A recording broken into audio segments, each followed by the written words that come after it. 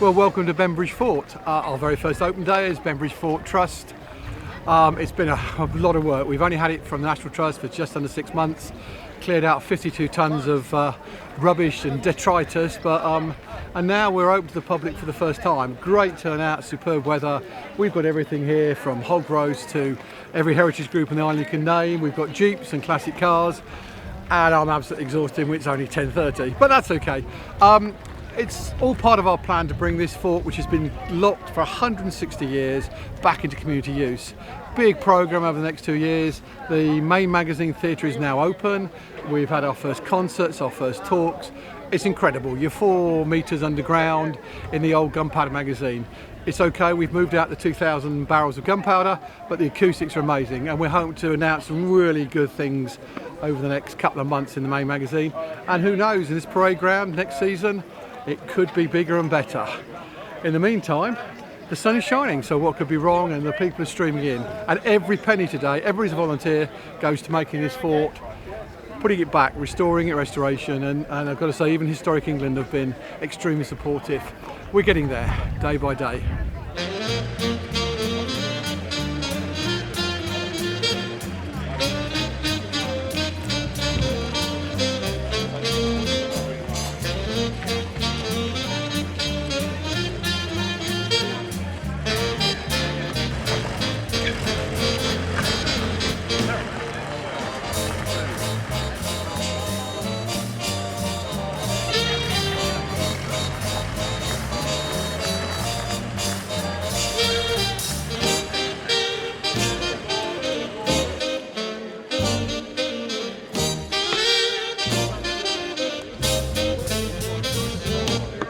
Better than the leather equipment they were first issued. The boys always liked this kit than the leather kit.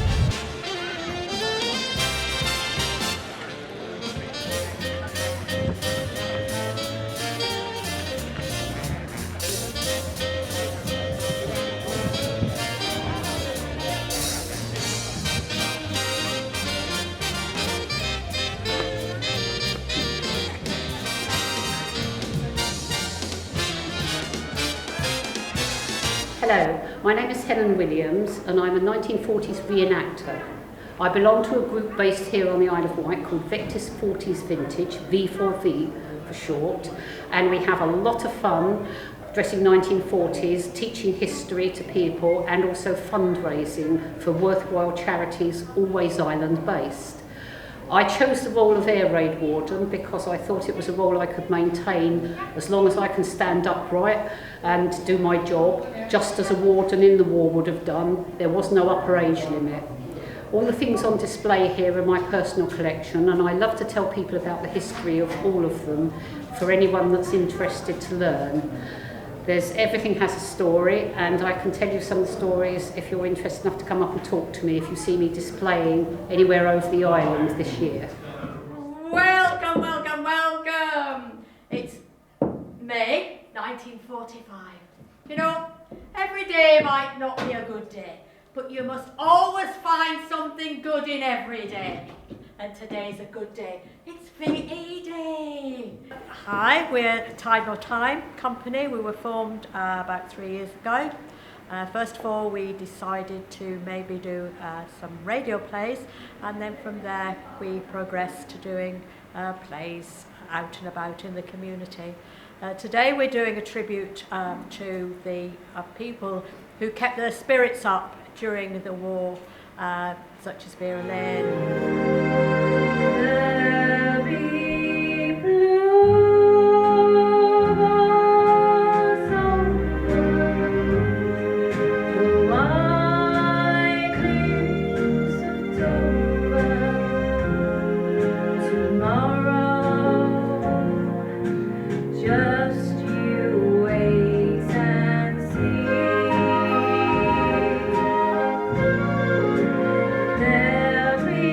love.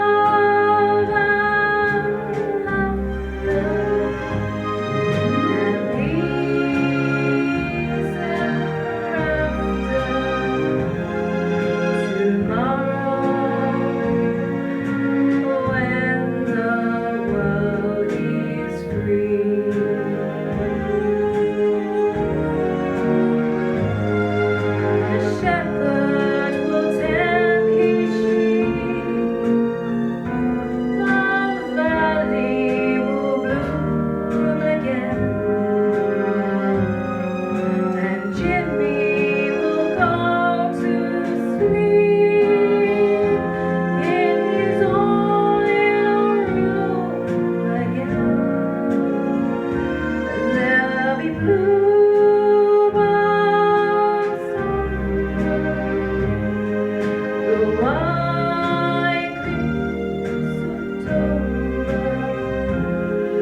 tomorrow. Just you wait and see.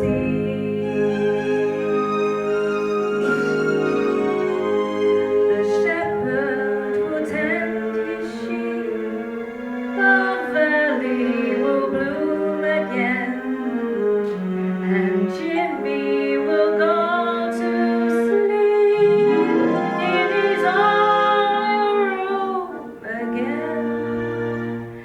There'll be the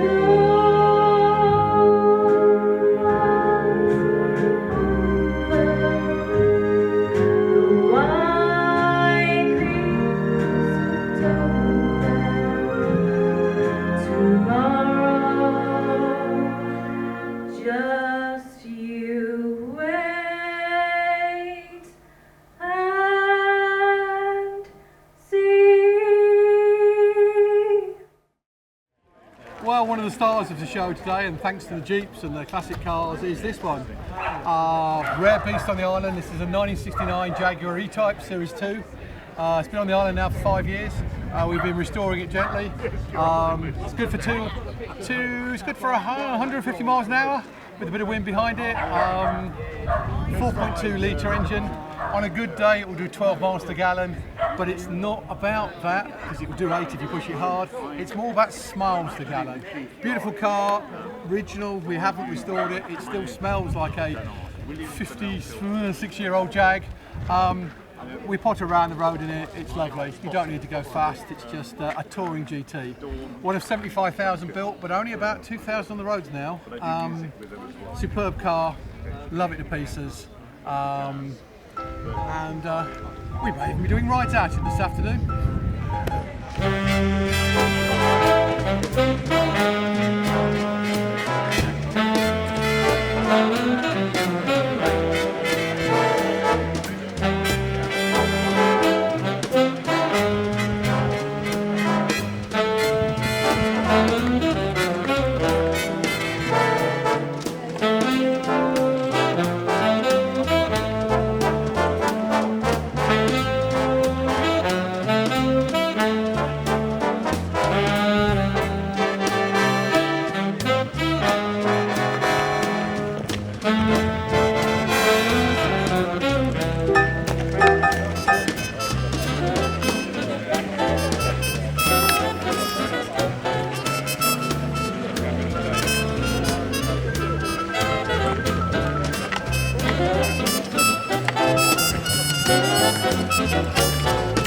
But they were buried with soldiers in the military. So if you go to the military cemeteries, you will see voluntary organisations like that. Like ones.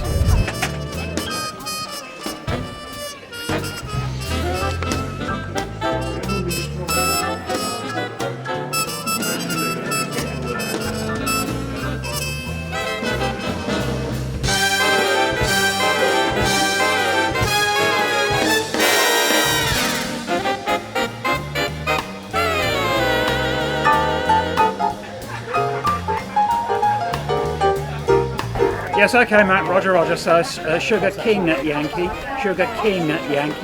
Sierra Kilo Yankee. And understand 5 and 3, you're 57.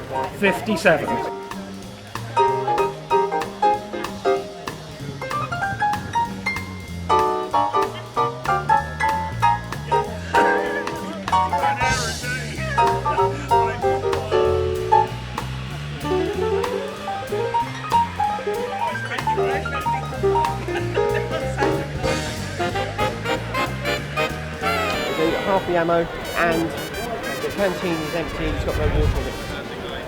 And that's what you've got to carry. On your side, you have a bayonet, 18 inches of chrome steel.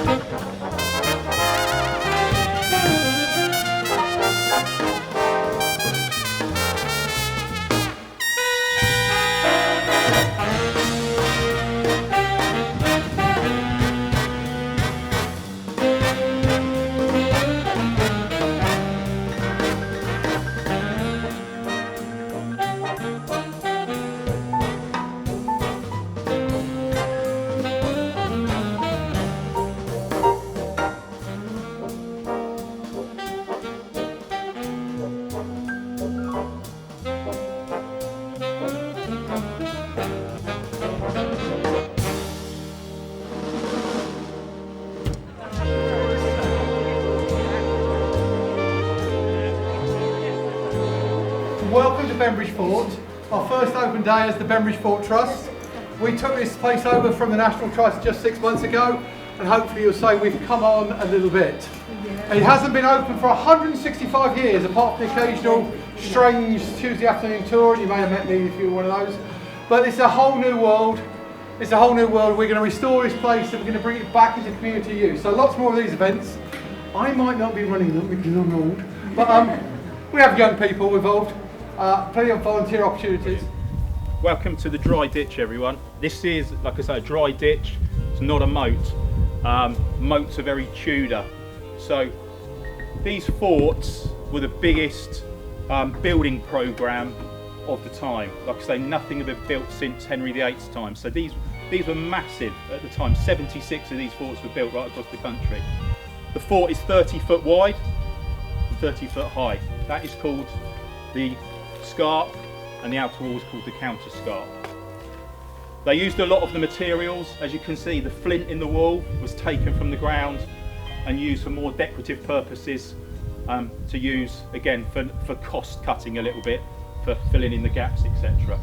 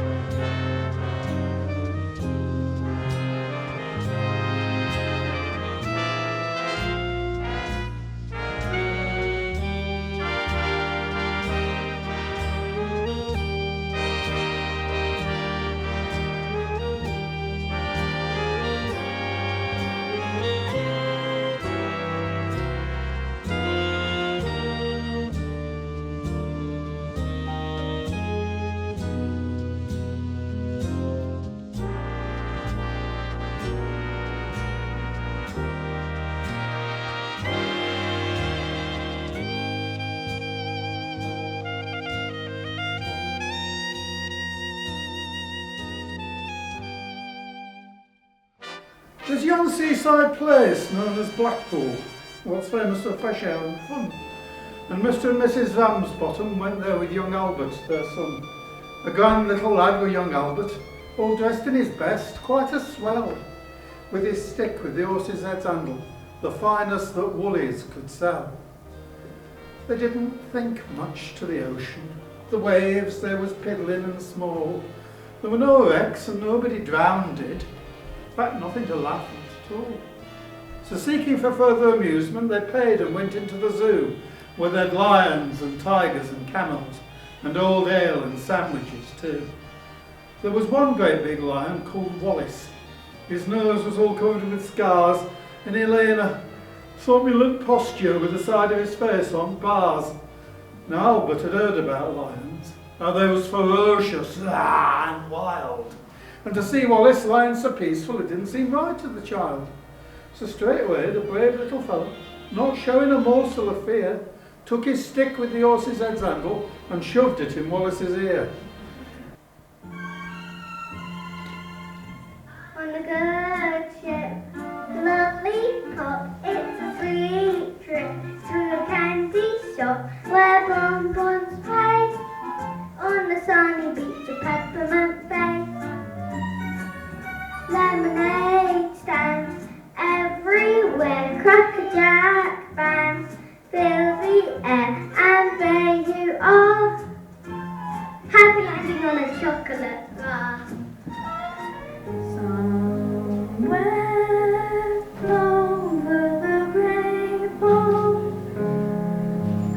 way up high, there's a land that I heard of once in a lullaby. I'm leaning on the lamp.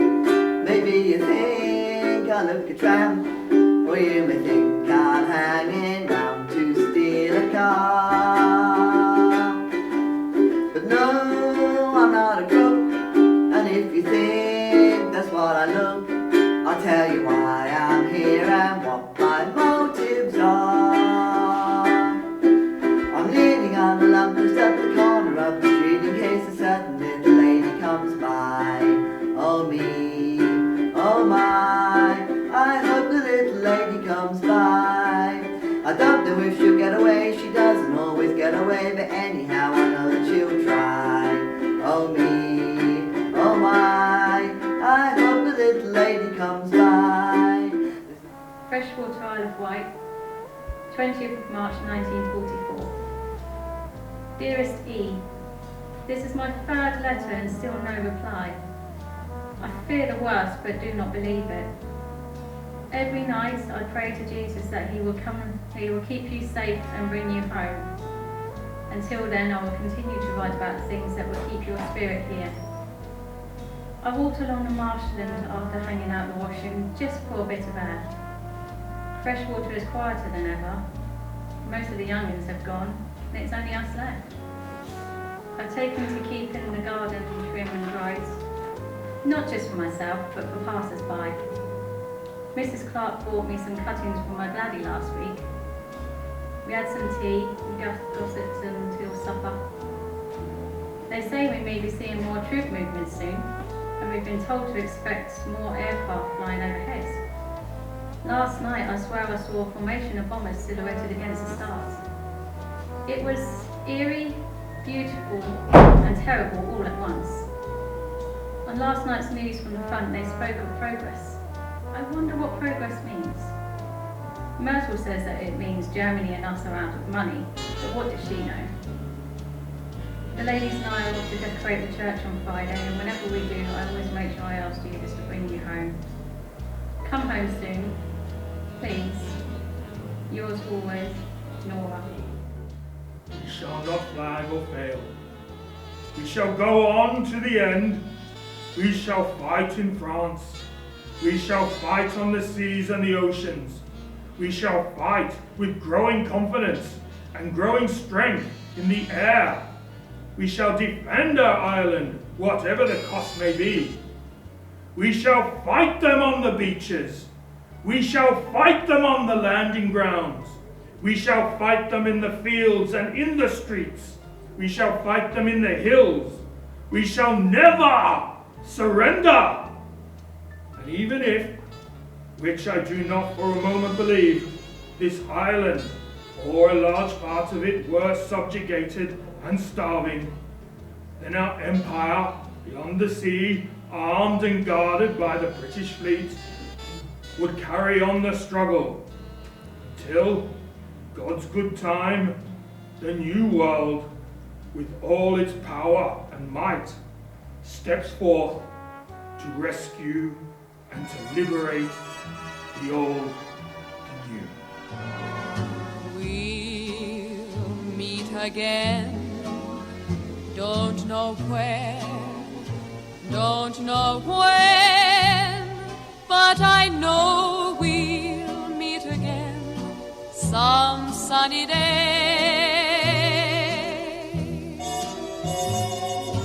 Keep smiling through, just like you always do, till the blue skies drive the dark clouds far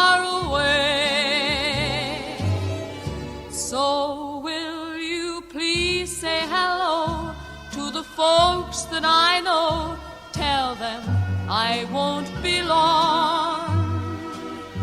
They'll be happy to know that as you saw me go, I was singing this song. We'll meet again, don't know where, don't know where.